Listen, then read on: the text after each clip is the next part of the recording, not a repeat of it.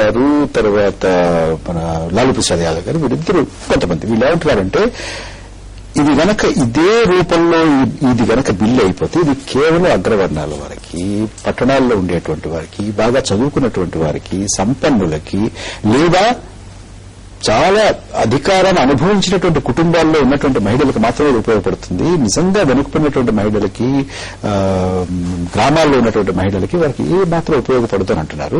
వారికి కూడా ఇందులో రిజర్వేషన్ పెడితే మేము ఆమోదిస్తామని అంటున్నారు. ఎందుకు రిజర్వేషన్ పెట్టకూడదు? మీకు గ్రామ పంచాయతీల్లో పెట్టారు, మండలాల్లో పెట్టారు, జిల్లా పరిషత్తుల్లో పెట్టారు, మున్సిపాలిటీలో పెట్టారు, అన్ని చోట్ల పెట్టారు కదా, అక్కడ కూడా ఎందుకు పెట్టకూడదు? పద్మ గారు అంటే ఇప్పటికిప్పుడు అంటే కొన్ని కష్టం ఉంటుంది. 12 ఏళ్ల నుంచి నలుగుతుంది. ఈ పాటికి ఆ రకమైనటువంటి ఏర్పాట్లు కూడా చేసేసి ఇదందరికీ ఆమోదయోగ్యంగా చేసుకునేటటువంటి అవకాశం ఉంది కదా. ఖచ్చితంగా ఉందండి. కాంగ్రెస్ పార్టీ ఒకవేళ నిజంగా గనక ఈ బిల్లు ఆమోదం చేయాలంటే ఈ పాటికి ఆ ప్రయత్నం చేసి ఉండాల్సింది. కోటాలో కోటా ఎంతవరకు సాధ్యం, దానికి సంబంధించినటువంటి రాజ్యాంగ సవరణ మీకు ఆ వాదనలో ఎంతో అంతో సహేతుకత కనపడుతుంది. సహేతుకత కనపడుతోందండి. సహేతుకత లేదనేది కాదు. ఇవాళ జనరల్ స్థానాలలో బ్యాక్వర్డ్ అంటే ఎస్సీస్, బీసీస్ సంబంధించినటువంటి ఉమెన్ సాధారణంగా వాళ్ళు వెనకబడినటువంటి వాళ్ళు, అందులో ఉమెన్ ఇంకా వెనకబడి ఉంటారు. కాబట్టి ఓపెన్ కాంపిటీషన్ ఏ రూపంలో వచ్చేసింది అనుకుందాం బిల్లు.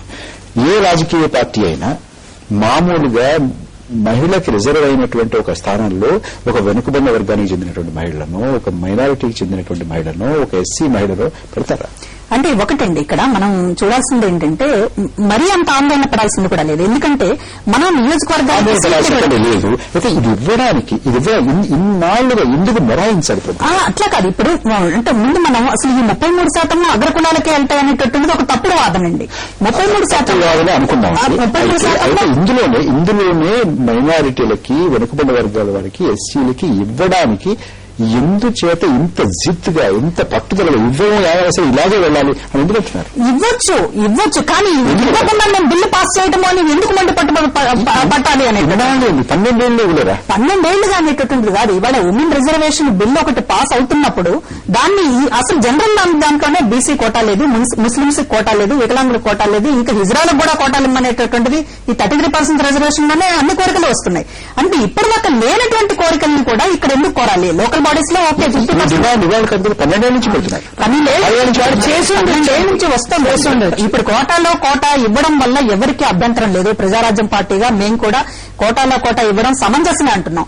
కానీ దాని కారణంగా ఇప్పుడు బిల్లు ఆపడం అనేటటువంటిది ఒక పార్లమెంట్ లో ఒక చర్చకు వచ్చిన తర్వాత, దాదాపు దాన్ని బిల్లు పాస్ అవ్వడానికి కావాల్సినటువంటి మెజారిటీ ఉన్న తర్వాత దాన్ని ఆపడం అంటే ఇంకా అది అంతకంటే దురదృష్టం ఆడవాళ్లకు సంబంధించి ఇంకేమీ ఉండదనేటటువంటిది మా బాగా ఆవేదన.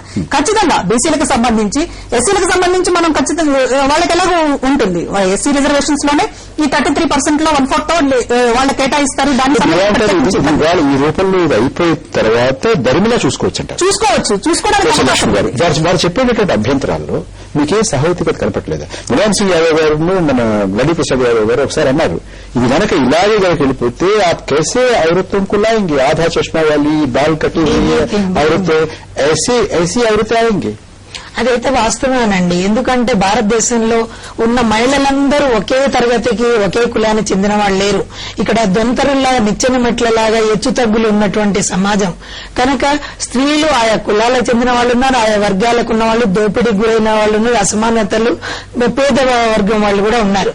ఇదే విధంగా పాస్ అయినట్లయితే ఇప్పుడున్న రాజకీయ నాయకులు వాళ్ళ కుటుంబాల వాళ్ళకి ఇది మీరు పార్లమెంటు లెక్క తీసుకుంటే 59 మంది మహిళలు ఉన్నారు పద్మ గారు.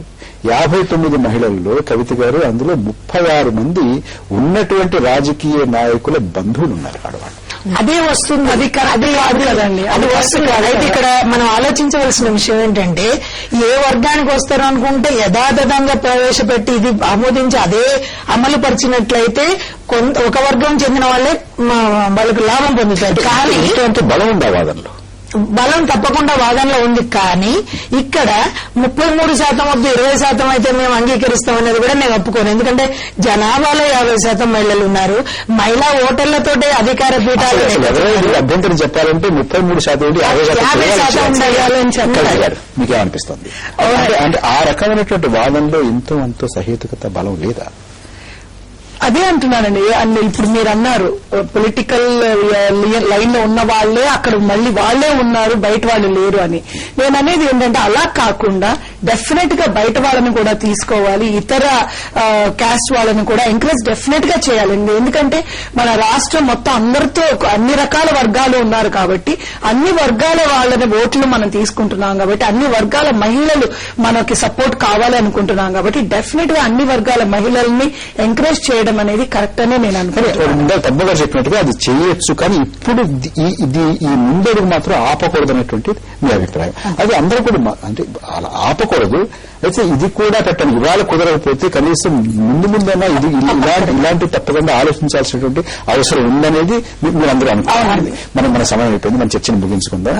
పద్మ గారు, ప్రొఫెసర్ లక్ష్మి గారు, కవిత గారు, అలాగే మనతో ఢిల్లీ నుంచి ప్రత్యక్ష ప్రసారం ద్వారా మాట్లాడినటువంటి డాక్టర్ ఎన్వి మైసూరారెడ్డి గారికి అందరికీ కృతజ్ఞతలు. నమస్తే ఆంధ్రప్రదేశ్.